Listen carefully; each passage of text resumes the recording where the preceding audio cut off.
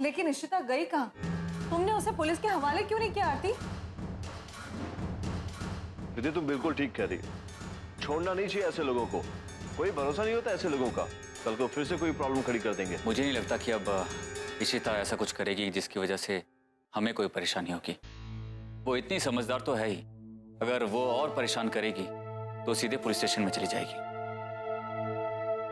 यश जी बिल्कुल ठीक कह रहे हैं। इशिता अब ऐसी कोई भी हरकत नहीं करेगी। लेकिन मुझे तो एक बात की फिक्र हो रही है, जब आकाश भैया को इस बारे में पता चलेगा तो वो कैसे रिएक्ट करेंगे। आकाश भैया इशिता से बहुत प्यार करने लगे, बहुत चाहते हैं वो उसे। जब उन्हें पता लगेगा कि इशिता ने ही आयु को किडनैप कराया था और यशी पर बुरी नजर है उसकी, नशीली दवाई पिलाकर, पता नहीं वो तो टूट जा।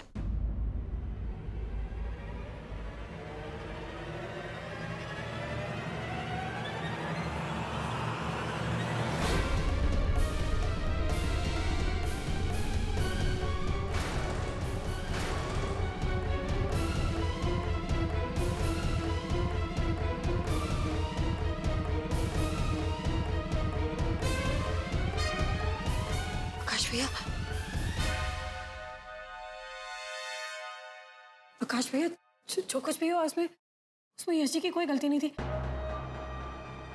वो तो इशिता ने, मेरी पहले पूरी बात समझिएगा। हाँ? मैं जो आपको बोलना चाह रही हूँ, आकाश भैया मेरी बात तो।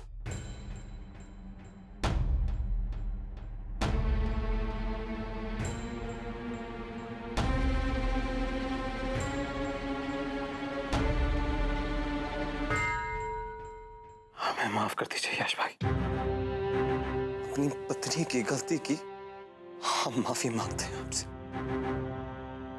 बहुत शर्मिंदा है,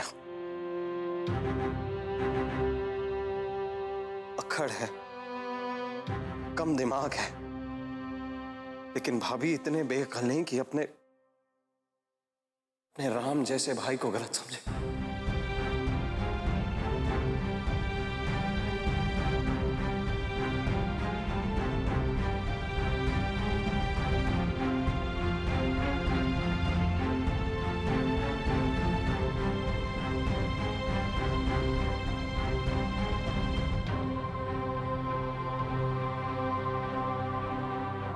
भाभी, इस राम और सीता की जोड़ी को कोई नहीं तोड़ सकता। बेवकूफ थी इशिता जो ये समझ नहीं पाई। आज एक माँ का सर तूने गर्व से ऊंचा कर दिया है बेटा। मेरा बच्चा जीता रहे।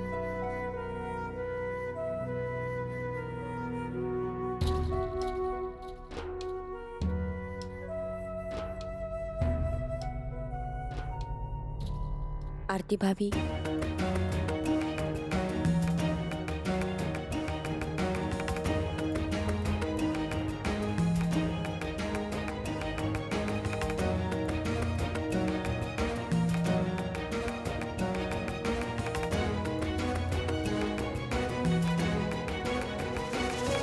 मैं बहुत खुश हूँ भाभी कि आपको आपका आयु मिल गया।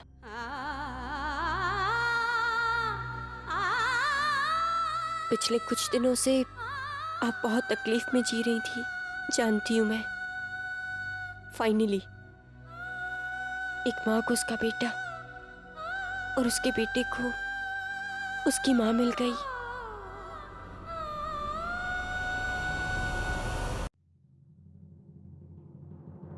ऐसे क्यों देख रही हैं मुझे? मैं बहुत खुश हूँ। और फिर आयु मुझसे कहीं दूर थोड़ी ना जा रहा है,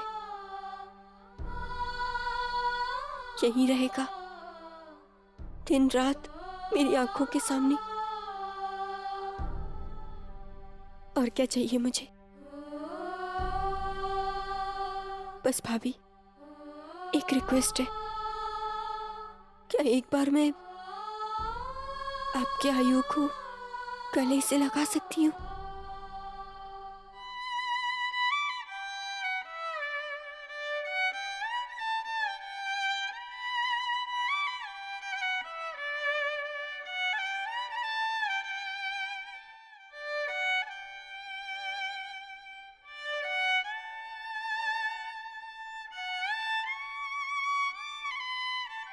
परिधि,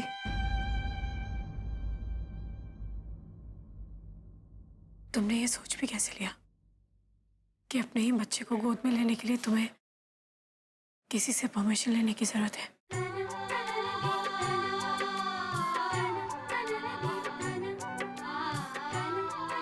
एक बार क्यों, बार बार, इनफैक्ट हमेशा इसे अपने गले से लगा के रखो और इसे प्यार से बड़ा करो।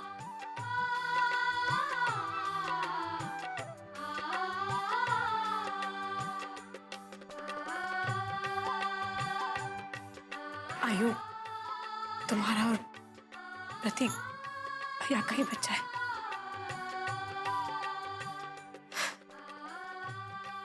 जन्म देने वाली हर औरत, हर वो माँ अपने बच्चे से प्यार करती ही है, लेकिन मेरे आयु को तुम सच्ची माँ मिल ही नहीं सकती। बच्चे से दूर जाने की तड़प, वही तड़प मैंने तुम्हारी आंखों में देखी है परिधि, जो आप सबने मेरी आंखों में देखी थी जब आयु मुझसे दूर गया था।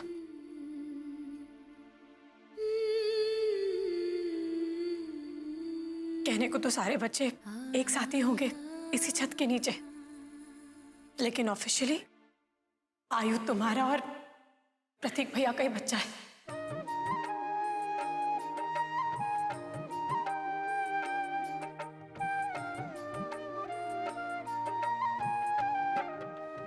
थैंक यू भाभी, थैंक यू सो मच। सच में आपका दिल बहुत बड़ा है। आज आपने जो किया है शायद कोई माँ नहीं कर सकती। प्रतीक ने हमेशा मुझसे कहा कि आरती भाभी जैसा अच्छा और कोई नहीं। मुझे बहुत बुरा लगता था, जलन भी होती थी, बट आज मैंने रियलाइज किया कि प्रतीक ने हमेशा सही कहा। आदर्श बहू क्या होती है ये आज मुझे पता चला। शायद हम में से किसी ने भी नहीं सोचा था कि यश भैया की दूसरी पत्नी इस तरह सबका दिल जीतेगी। छोटों को, बड़ों को, सबको अपना लेगी, लेकिन आपने हम सबको गलत साबित कर दिया भाभी। इस पुनर्विवाह ने सिर्फ आपको और यश भैया को ही नहीं, पूरे परिवार को नई जिंदगी दी है। पता नहीं आपके इस एहसान का मैं और प्रतीक कैसे बदला चुकाएंगे। मैंने तुम पे, इस परिवार पे कोई एहसान नहीं किया है परिधि। अगर मैंने तुम सबको खुशियां दी है तो इस परिवार ने भी मेरे दामन में बहुत सारी खुशियां डाली हैं।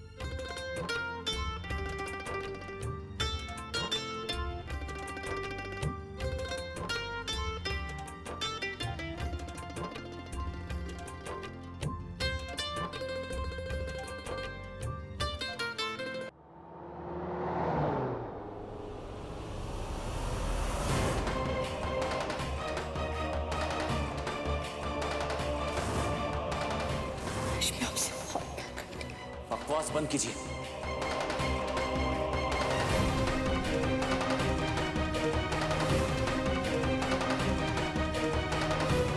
तुम सुधर नहीं सकती ना इशिता।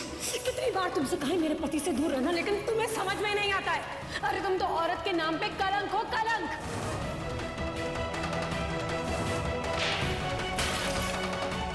आरती जी ने बिल्कुल सही कहा कि आप औरत के नाम पर धब्बा है। यश मेरे है आरती, सिर्फ मेरे, तुम्हारे नहीं। तुमने मुझसे मेरा सब कुछ छीन लिया। कोई नहीं है मेरे पास जिसे मैं अपना कह सकूं। तुमने मुझे यश की नजरों में तो गिरा ही दिया, मुझसे मेरे माँ बाप, मेरा घर भी छीन लिया। तुम्हें तो मैं कभी माफ नहीं कर सकती हूँ आरती। बर्बाद करके रख दूंगी तुम्हें, जिस तरह तुमने मेरी जिंदगी तबाह की है। मैं वापस आऊंगी, तूफान बन के, और तेरी जिंदगी तबाह कर दूंगी। उजाड़ के रख दूंगी सब कुछ। तुम्हें मैं जीने नहीं दूंगी आरती, कभी नहीं जीने दूंगी।